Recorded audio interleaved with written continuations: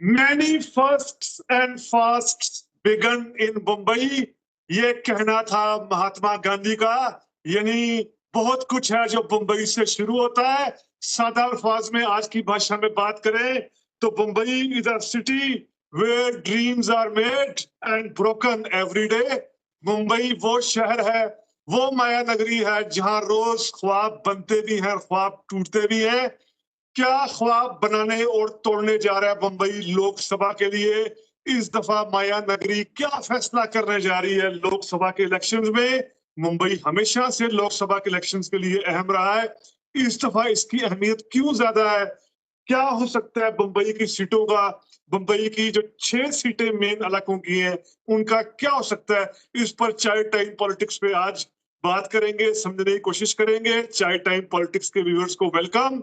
आपसे हमारी request, kindly चाय टाइम पॉलिटिक्स को सब्सक्राइब करें। हमें आपकी सब्सक्रिप्शन की जरूरत है ताकि हम आप लोगों के सामने रोजाना की बुनियाद पर फैक्ट्स, फिगर्स, हिस्टोरिकल डेटा पर मबनी जो लोकसभा इलेक्शंस हैं इनके हवाले से वीलॉग्स को बेहतर से बेहतर तरीके से पेश कर सके। तो अब मजीद वक्त जाया किए बगैर चलते हैं हुसैन जावेद भाई की तरफ। हाल पूछते हैं उनसे। जी हुसैन जावेद भाई, कैसे हैं आप? मैं भाई आपको और तमाम सुनने वालों को, देखने वालों को आदाब। बिल्कुल सही कहा आपने। सपनों की नगरी, माया नगरी मुंबई, और 20 मई को एक ही चीज होने जा रही है, मुंबई का किंग कौन। तो ये देखेंगे सियासी किंग कौन बनने जा रहा है मुंबई का। और क्या ही खूबसूरत जगह है सर। अगर इंडिया में किसी दो जगहों से मुझे कोई बोर्ड लगा हुआ है, एक दिल्ली है और एक मुंबई है। तो सर जैसे आपने कहा 6 सीटें हैं, तो बड़ी जबरदस्त किस्म के कांटेदार मुकाबले होने जा रहे हैं। और मजे की बात है कि 2019 के हम रिजल्ट देखें तो बिल्कुल उससे एक डिफरेंट सूरत हाल है। उसमें तो शिवसेना ने और बीजेपी ने मैदान मार लिया था, 3-3 सीटें उनके पास आ गई थी। कांग्रेस ने खाता भी नहीं खोला था और एनसीपी भी कहीं नहीं थी। अब शिवसेना एक असली वाली हो गई है, एक नकली वाली हो गई है। तो बीजेपी जो है उसका पलड़ा उस तरफ भारी लग नहीं रहा। तो होने क्या जा रहा है उमर भाई, जरा बताएं कि कांग्रेस के लिए तो मैं समझता हूँ अच्छा ही हो गया कि मतलब उदय ठाकरे की हिमायत भी मिल गई है, और शायद उनको अपने पुराने शहर मुंबई में दोबारा से कम बैक करने का मौका भी मिल जाए। जी हुसैन भाई, बड़ा अच्छा सवाल है आपका। मेरा ख्याल है इसका बहुत सिंपल तरीका है। हम बिल्कुल ब्रीफ सा ओवरव्यू कर लेते हैं। मुंबई की 6 सीटों का ब्रीफ ओवरव्यू कर लेते हैं। एक मैं जरा थोड़ा सा वजाहत करता चलूं कि मुंबई जो है मेन उसकी 6 सीटें हैं। वैसे जो मुंबई मेट्रोपॉलिटन रीजन है उसकी 4 सीटें हैं, वो थाने, कल्याण, भवंडी, फलग्यार। आज हम जो है वो मुंबई की जो मेन मुंबई है उसकी 6 सीटों की, यानी जो सेंट्रल मुंबई है, साउदर्न मुंबई है, मुंबई साउथ सेंट्रल है, ऐसी 6 सीटों की हम बात करने जा रहे हैं। ये 6 सीटें डिटरमिन करती हैं। पहली से हम ओवरव्यू कर लेते हैं। जो पहली यानी 6 सीटें जो मुंबई की हैं, इनकी जो पहली सीट अगर हम देखें तो मुंबई नॉर्थ की सीट है, जहां इस मर्तबा सीधा मुकाबला कांग्रेस के भूषण पटेल और पयाश गोयल के दरमियान है, बीजेपी का। यानी बीजेपी वर्सेस ये इंडियन नेशनल कांग्रेस, ये मुकाबला होगा। 2014-19 में सीट ये भारतीय जनता पार्टी ने जीती। और हुसैन भाई, मुझे अब आप बताइए इंटरेस्टिंगली, 2004 से मुंबई नॉर्थ से कौन जीता? कौन सा फेमस एक्टर जीता मुंबई नॉर्थ से 2004 में कांग्रेस पार्टी के? सर अगर मैं गलती पे नहीं तो 2004 में मुंबई नॉर्थ से गोविंदा जीते थे। बिल्कुल आप गलती पर नहीं है। मैंने सवाल ही आपसे इसलिए रखा, मैंने कहा अगर हुसैन भाई को नहीं पता होना कि गोविंदा को भी हम मानते हैं, मुंबई नॉर्थ को भी मानते हैं। ये मुंबई नॉर्थ यानी 2004 में कांग्रेस के गोविंदा जीते, 2009 में कांग्रेस की रही, लेकिन 2014 और 19 में ये सीट बीजेपी ने जीती, शिवसेना नहीं। अभी जब हम बात कर रहे हैं, अब आप वाजे बात करेंगे इन 6 सीटों की, बीजेपी और शिवसेना, ये बीजेपी के खाते में सीट गई थी। तो इस दफा यहाँ पर पयाश गोयल यानी बीजेपी के और भूषण पटेल आईएनसी के यानी इंडियन नेशनल कांग्रेस के दरमियान मुकाबला है।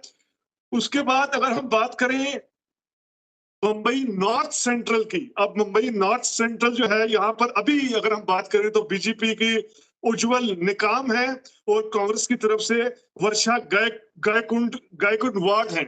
अच्छा, ये वो सीट है हुसैन भाई जिसको ना कहा जा रहा है कि शायद कांग्रेस से जीत जाए।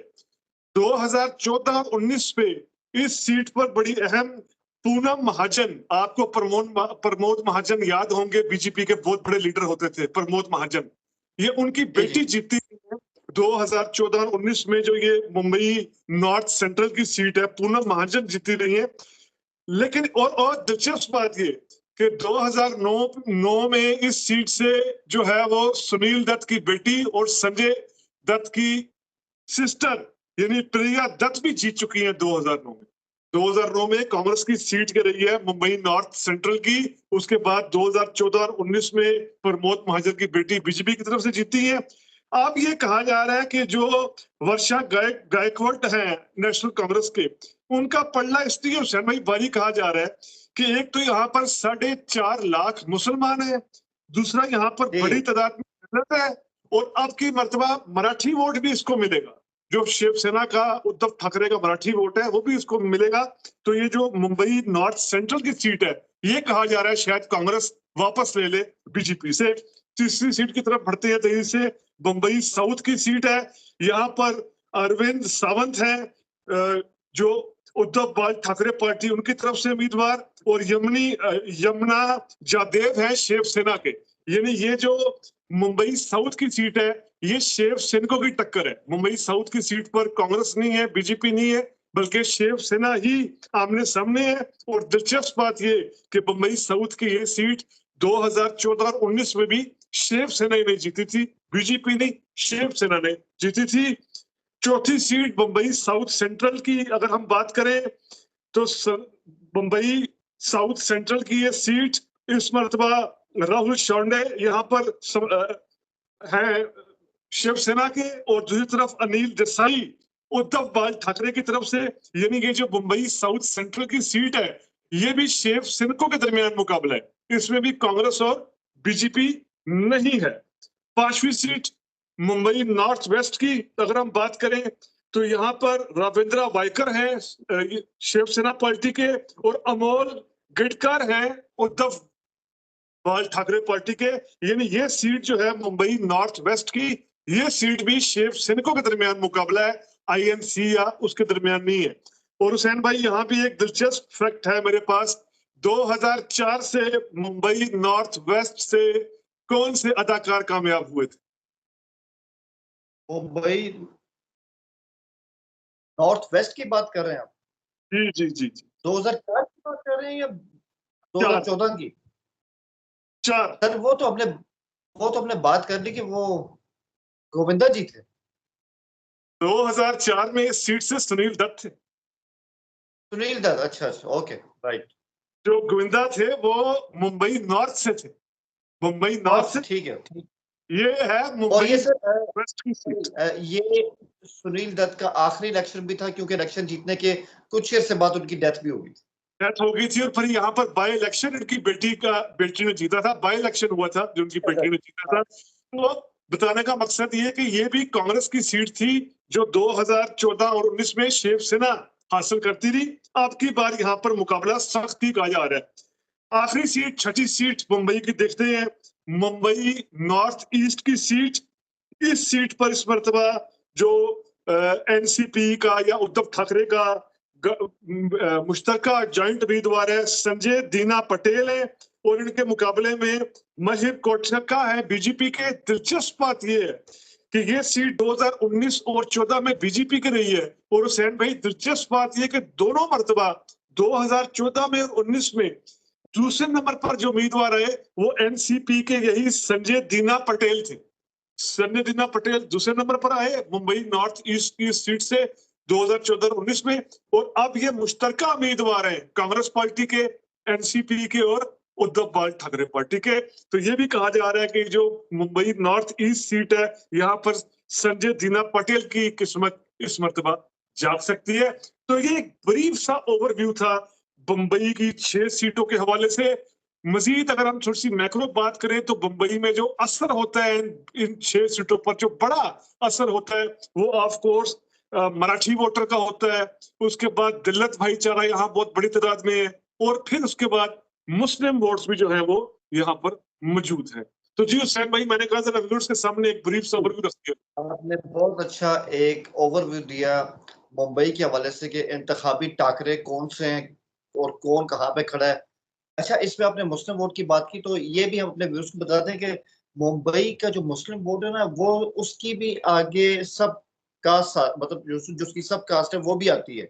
जैसे उसमें जो सुन्नी मुस्लिम है, उनकी स्ट्रेंथ सबसे ज्यादा है मुंबई में। इसके अलावा वहां पे कम्युनिटी होती है जो काफी हद तक, वो लोग कराची में भी रहते हैं, बोरा कम्युनिटी। तो जो भिवंडी का इलाका है वो यहाँ पे उनकी अक्सरियत बहुत ज्यादा है। तो इसके अलावा जो गुजरात के जो पटेल होते हैं, वो जो मुस्लिम्स हैं, वो भी यहाँ पर हैं। तो ये तीन इनकी इस तरह की कैटेगरीज हैं मुंबई के अंदर मुसलमानों की। बिल्कुल, और जिस तरह आपने बताया हुसैन भाई, भिंडी बाजार के अंदर भी जो बोहरा कम्युनिटी है वो बहुत बड़ी तादाद में, जो भिंडी बाजार का हाँ जी, इलाका है, बोहरा बहुत ही बोहरा। बहुत ही मतलब वसी रुइस किस्म का कारोबारी हब है, और वहाँ पे बहुत ज्यादा ट्रेड होती है, हर वक्त वहाँ पे कारोबार हो रहा होता है। और आपकी बात सही है कि वो मुस्लिम अक्सरती इलाका है, इसमें कोई मतलब कोई ऐसी नहीं है बात। अच्छा, ये मैं अगर आपसे पूछूं, ये जो अब हमने पहले भी बात की, जब हमने महाराष्ट्र के ऊपर बात की थी, कि अब बेसिकली मुंबई के अंदर चार सियासी कूते हैं, जिसमें से दो एक तरफ हैं और दो एक तरफ हैं। एनसीपी को मैं इसलिए नहीं जा रहा कि एनसीपी का बहुत मुश्किल लग रहा है, पिछले इलेक्शन में भी हमें दिखाई नहीं दी, इस इलेक्शन में भी उनका कोई तगड़ी जगह नहीं है, इसलिए मैं उनको इसमें शामिल नहीं कर रहा। आप सबसे पहले कहाँ देखते हैं, आपको नहीं लगता कि मोदी ने एक थके हुए घोड़े के ऊपर अपनी बाजी लगाई है, जो कि एकनाथ शिंदे हैं? उनकी जो शिवसेना है, वो तो बहुत ज्यादा प्रेशर के अंदर दिखाई दे रही है। देखिए, इसमें कोई शक नहीं कि जो एकनाथ शिंदे हैं, ये मुंबई के लोगों के फेवरेट नहीं है। एकनाथ शिंदे को मुंबई के अंदर जिन मुंबई की हमने 6 सीटों की बात की, यहाँ पर उनकी कोई पॉपुलैरिटी नहीं है। यहाँ पर उद्धव ठाकरे के साथ सिम्पथी वेव बहुत ज्यादा है, कि उद्धव ठाकरे के साथ जो कुछ किया गया, मतलब मुंबई के वो लोग जो शिवसेना को वोट देते थे, उनकी वाज़ेह शरीयत के कह रही है अपने इंटरव्यूज में, बातचीत में, सर्वेज में, कि एकनाथ शिंदे ने बाला साहब ठाकरे के बेटे उद्धव ठाकरे के साथ गद्दारी की है, गद्दारी की है, और हम गद्दारी की कभी वोट नहीं देंगे। तो उद्धव ठाकरे की लहर उन सीटों पर तो बहुत सही रहेगी, यानी शिवसेना उद्धव बाल ठाकरे ग्रुप की। लेकिन इसके साथ साथ हुसैन भाई, जो बात सच्ची है, बिल्कुल फैक्चुअल है, कि मुंबई में मोदी खुद भी बहुत पॉपुलर है। यानी जो मुंबई का कई इलाके हैं ना, वहां मोदी का अपना एक करिश्मा भी है, मोदी की अपनी लहर भी है। खास तौर पर जो upper class, upper middle class Mumbai है, मिडिल क्लास का जो मुंबई है, वहां पर मोदी की अपनी छाप है। लेकिन आप देखना ये है कि मोदी अपनी इस छाप का फायदा 2014 और 19 में मुंबई में उठा चुके हैं। जिस तरह मैंने आपको हर सीट का बताया कि 2014-19 से पहले अक्सर सीटें कांग्रेस की होती थी, और किस तरीके से वो बीजेपी ने ली। तो मोदी ने जितना फायदा उठाना था अपनी जात का, अपनी पॉपुलैरिटी का, उठा लिया मुंबई से। आपकी बार कहा जा रहा है कि मोदी को मुंबई में अब पॉपुलैरिटी की बुनियाद पर बीजेपी को वोट नहीं पड़ेगा, या एकनाथ शिंदे जैसे करप्ट आदमी को वोट नहीं पड़ेगा। जी, वो ठीक है, लेकिन इसमें ये आपकी बात सही है कि most swing state is Maharashtra, हम कहते आ रहे हैं। और बीजेपी ने जिस रियासत के ऊपर लाल बत्ती लगाई है, वो यही स्टेट है कि यहाँ हमें ठीक ठाक खतरा हो सकता है। यही वजह के मोदी जी ने पूरी इलेक्शन कैंपेन में इस रियासत के 20 दौरे किए हैं, 20 दौरे।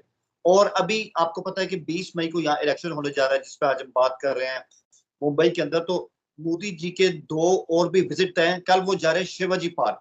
अब शिवाजी पार्क मुंबई के अंदर वो जगह है, हर शहर में एक सेंट्रल प्लेस होती है जहाँ सबसे बड़ी जलसागाह होती है, और ये शिवसेना का गढ़ है। लेकिन कल मोदी जी उसी शिवाजी पार्क में खिताब करने जा रहे हैं, उनका खिताब बहुत अहमियत का हामिल है। आप ये समझ लें, आखिरी कोशिश कर रहे हैं अपनी सारी ताकत को झोंकने की। लेकिन आप वाली बात है कि मुंबईयंस इस दफा उनको 2014 या 2019 की तरह बहुमत देंगे, या इस बार वो जो आपने कहा कि एक सिम्पथी वेव है उदय ठाकरे की, ना सिर्फ सिम्पथी वेव है, मराठा मांस की बात करें, उसका असल फेस उदय ठाकरे हैं। पहली बार जो होने जा रहा है कि पहली बार सर इस इलेक्शन में कोई हिंदू मुस्लिम कशीदगी नहीं है वहां पे। तो ये जो मुस्लिम फैक्टर है ये भी कांग्रेस के साथ तो है, लेकिन वो भी उद्धव ठाकरे के साथ जा रहा है। तो ये चैलेंज, ये बहुत बड़ा चैलेंज है, चुनौती है, न सिर्फ बीजेपी के लिए भी बल्कि एकनाथ शिंदे के लिए। बिल्कुल हुसैन भाई ने सही बात की। इस मर्तबा मुंबई के अंदर ना राम मंदिर का इशू चल रहा है, ना हिंदू मुसलमान का इशू चल रहा है, ना हिंदुत्व का कार्ड चल रहा है। इस मर्तबा मुंबई में ये चीजें सेल हो ही नहीं रही। इस मर्तबा मुंबई में सिर्फ देखा जाना है कि एकनाथ शिंदे की शिवसेना को कितने शिव सैनिक मान रहे हैं और उद्धव ठाकरे की शिव सैनिक को कितने शिव सैनिक मान रहे हैं। तो जिस तरह मैंने कहा कि मुझे जाती तौर पर हम अपनी रिसर्च में और हुसैन भाई अपने जो हमने कैटर किया उसकी बुनियाद पर अगर हम कहें तो हमें 2 सीटें इन 6 में से 2 सीटें लग रही है कि शायद इस मर्तबा यहाँ पर इंडिया अलायंस की विक्ट्री हो। यानी एक सीट जो है वो मुंबई नॉर्थ सेंट्रल वाली जो है वो, जहां से वर्षा गायकवाड़ मुकाबला कर रही है। जो मैंने कहा कि 4.5 लाख यहाँ मुसलमान भी है, यहाँ दिल्लत भी बड़ी तादाद में है, मराठी वोट भी साथ मिल सकता है। और फिर जो एक सीट मुंबई नॉर्थ ईस्ट वाली है, संजय दीना पटेल वाली, इस सीट पर ये 2 सीटें जो है वो हम कह सकते हैं कि बीजेपी या शिवसेना एकनाथ शिंदे ग्रुप के लिए, यानी बीजेपी ग्रुप के लिए एकनाथ शिंदे जो जो जली शिवसेना है, जली शिवसेना हम कहेंगे, उसके लिए शायद इतनी आसान केक वॉक ना हो जिस तरह पहले रही है।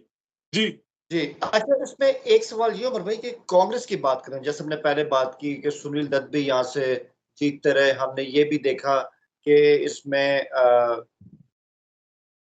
गोविंदा को भी यहाँ पे फतह मिली, टिकट कांग्रेस का था, यानी कांग्रेस का टिकट बिका करता था यहाँ पे और दहाइयों पुराना उनका एक जमाने में गढ़ भी था। लेकिन आज हम देखते हैं कि उनके पास कोई ऐसा, मुंबई की अगर कांग्रेस की बात करें, ऐसा घाघ किस्म का मकामी लीडर नहीं रहा। एक जमाने में अशोक चौहान थे जो कि सौदेबाजी बहुत अच्छे अंदाज से करते थे, इत्तेहादी सियासत भी कर लेते थे। लेकिन आज कांग्रेस की जो तंजीम है यहाँ पे वो बहुत ज्यादा कमजोर हो गई है। ये तो उनको उद्धव ठाकरे का सहारा मिल गया, अदरवाइज वरना इस दफा भी इनके लिए हालात यहाँ पे सही नहीं थे। क्या आप इस बात से एग्री करते हैं? मैं 100% आपसे एग्री करता हूँ कि ये जो सारा मैच खेला जा रहा है वहां पर, ये सारा मैच कांग्रेस खेल रही है उद्धव ठाकरे के दम पर। ये बिल्कुल ये यूबीटी के दम पर, उद्धव ठाकरे की जो ग्रुप है उसके दम पर ये सब कुछ हो रहा है। कांग्रेस का यहाँ पर आपने बहुत अच्छी बात की, कोई अपना मकबूल चेहरा नहीं है जो करिश्माती हो, बल्कि कांग्रेस ने तो बड़ा कंप्रोमाइज किया है इन सीटों पर।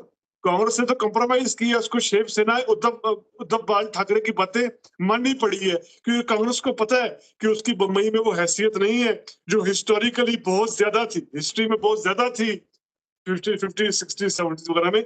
आप कांग्रेस की यहाँ पर कोई हैसियत नहीं है। तो बिल्कुल ये मुंबई में अगर भाजपा को डेंट डलता है, एनडीए को डेंट डलता है मुंबई, और प्लस हम पूरी 48 सीटों की बात करें, अगर कहीं 24 से नीचे ब्रेक लग जाती है एनडीए को, तो ये महाराष्ट्र के जो वीर, मराठा वीर होंगे, वो उद्धव बाल ठाकरे को मैन ऑफ द मैच कहा जाए, कांग्रेस को नहीं। कांग्रेस को आखिरी 2 सवाल आपसे, उसके बाद इस सवाल का आप इख्तिताम कर दें। एक तो सर ये सवाल है, ये बड़ी एक अहम चीज आ रही है कि आपको पता है कि 20 मई को इलेक्शन होने जा रहा है, कल से वीकेंड स्टार्ट हो रहा है। तो कल से महाराष्ट्र के अंदर और मुंबई के अंदर वीकेंड स्टार्ट हो रहा है, एक दिन की इजाफी छुट्टी भी दी गई, वोटिंग होनी है, ऑब्वियसली ये सब होता है। तो कह रहे ये चीज भी बीजेपी एनडीए के हक में नहीं जा रही, क्योंकि कई ऐसे यहाँ की जो आबादी है जो जिनका ताल्लुक शुमाली इंडिया से है, जो कि हिंदी बेल्ट से आते हैं, बॉम्बे में रहते हैं, इतने लंबे लॉन्ग वीकेंड पे वो अपने इलाकों में चले जाते हैं। तो ये वो बेसिकली इसमें ज्यादा चंक वो है जो असल में एनडीए का वोटर है, तो ये नुकसान उनको हो सकता है लॉन्ग वीकेंड को देखते हुए। हाँ, ये बात अभी काफी हद तक दुरुस्त है, क्योंकि जो बाकी इलाकों के जगह का वोटर है बिल्कुल वो बीजेपी से ज्यादा सिंपैथाइज कहा जाता है। ये आपकी बात कही जा सकती है, इस बात में दम है। थोड़ा थोड़ा बहुत फर्क पड़ सकता है, ये हम नहीं कह सकते कि बहुत पैराडाइम फर्क पड़ेगा। जो जारी बात है, कट्टर वोट देने वाला किसी पार्टी का भी होगा, वो ये तो नहीं देखेगा यार चलो मैं छुट्टी अपने गांव में मनाऊं, वो वापस आकर अगर उसका वोट मुंबई में रजिस्टर है वोट वो दे देगा। लेकिन थोड़ा बहुत फर्क पड़ सकता है, बिल्कुल। थोड़ा बहुत ठीक है। अच्छा आखिरी सवाल सर जो मेरा वो ये कि हम मुंबई की बात कर रहे हैं, मुंबई वो जगह जो हमने जहाँ से बात शुरू की, आखिर में भी वही बात है सपनों का शहर है, लोगों की तकदीर यहाँ के पलटा खाती है और लोगों की जिंदगियां बदल जाया करती हैं, ऐसा शहर है। और लेकिन मेरा सवाल ये है कि ऐसा शहर जो इतना जबरदस्त शहर है, अरूसुल बलाद है, मेट्रो मेगा सिटी है, साउथ से भी लोग यहाँ पे आते हैं, नॉर्थ इंडिया से भी आते हैं, जो यहाँ के मराठी लोग हैं वो तो यहाँ पे है ही हैं, ठीक है। तो ऐसे शहर में जहाँ इतनी डाइवर्सिटी है, वो इतनी राइट विंगर अप्रोच का शिकार कैसे हो गया पिछले 10 साल के अंदर के उसने बिल्कुल सेंटर, जो एक सेंटर पार्टी है उसको दिया वोट। और ये कोई बात सर मुझे समझ में नहीं है, लेकिन ऐसे शहरों में हम देखते हैं कि हमेशा जो होता है ना, सेकुलर फोर्सेस जो होती हैं वो अपनी जगह, उनका वोट बैंक इंटैक्ट रहता है और उसका इजहार भी होता है। तो 10 साल में मुंबई इतना ज्यादा राइट विंगर क्यों हो गया? यार आपका सवाल बहुत गहरा है, बहुत बड़ा सवाल आपने किया। ये एक डिबेट है, लेकिन इसमें 10 साल आप बहुत कम स्पैन ऑफ टाइम बोल रहे हैं। इसको जरा वो बाल ठाकरे की पॉलिटिक्स के साथ रिलेट कर देखिए। जब उनकी पॉलिटिक्स का अरूज हो रहा था 70s में, लेट 70s में, 80s में, 90s में, जब बाल ठाकरे उठ रहे थे, तब जो है वो राइट विंग फोर्सेस उठ रही थी। इसमें मेजर मैक्रो लेवल पर तो ये कि मुंबई हम जानते हैं चूंकि इंडिया का सबसे बड़ा माया नगरी, अमीर तरीन शहर है, जहां पर पूरे इंडिया के लोग आए। और फिर बाल ठाकरे, याद रखिए, उन्होंने एंटी मुस्लिम या हिंदुत्व की पॉलिटिक्स से पहले, सबसे पहले उन्होंने एंटी नॉर्थ इंडियन यानी anti UP, anti Bihar politics को मुतारिफ करवाया था। आपके भी इल्म में होगा, जो उन्होंने पॉलिटिक्स का आगाज किया था, ये बइये कहाँ से आ जाते हैं, यूपी बिहार, ये साउथ इंडिया, मद्रासी, ये मद्रासी लोग यहाँ कहाँ से आ जाते हैं। सबसे पहले उन्होंने इस चीज का आगाज करवाया था बाल ठाकरे ने, यानी मुंबई के लोगों को अपने मराठी होने पर कि हम, ये हमारी धरती है और सारा उन्होंने किया।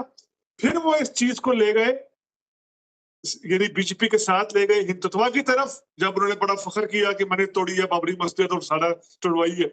और फिर इस सब को कैश किया, हाईजैक किया बीजेपी और शिवसेना ने, कि जो कुछ कांग्रेस नीचे ग्राउंड पे नहीं कर सकी, जो यहाँ कांग्रेस की गवर्नमेंट्स की करप्शन रही, कांग्रेस की गवर्नमेंट जो यहाँ पर षड्यंत्र रचती रही, यहाँ पर लूटमार करती रही, षड्यंत्र रचती रही कि बड़े बड़े फैक्ट्री वालों को किस तरह कंट्रोल में करना है, ट्रेड यूनियंस को किस तरह आपस में लड़ाना है, उसको ये चीजें सूट करना शुरू हो गई। तो जब कांग्रेस खुद लड़वाना शुरू हो गई गुजराती और मराठी को, मुसलमान को और मराठी को, या इस तरह करके, तो इस चीज को फिर शिवसेना ने आगे बढ़कर हाईजैक किया कि लड़ना मरना ही है, तो फिर हमसे बेहतर कौन है, हम मारते हैं, हम इनको भगाते हैं, सब करके। तो ये बहुत, जो आप बात कर रही है, बड़ी बिखरी हुई एक बात है, बड़ा इसमें टाइम स्पैन है सारे का सारा।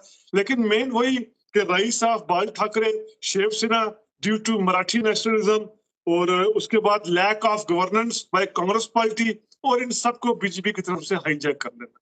तो मेन तो बात यही। ठीक है। तो मेरा ख्याल है आज इजाजत ली जाए अब व्यूअर से कल तक के लिए। कल तक कल हम हमारी नजर मुसलसल बनी हुई है। कल हम आपके सामने कोई नया इंडियन इंतखाबात से जुड़ा, लोकसभा इलेक्शन से जुड़ा, जिसका इफेक्ट 4 जून को होना है, 4 जून के नताइज पर होना है, उससे जुड़ा कोई नया मुद्दा लेकर चाय टाइम पॉलिटिक्स में हाजिर होंगे। आपको अगर ये वीडियो पसंद आया है तो काइंडली सब्सक्राइब कीजिए चाय टाइम पॉलिटिक्स को। कल तक के लिए मुझे और हुसैन जावेद भाई को इजाजत दीजिए। बहुत शुक्रिया। All the best.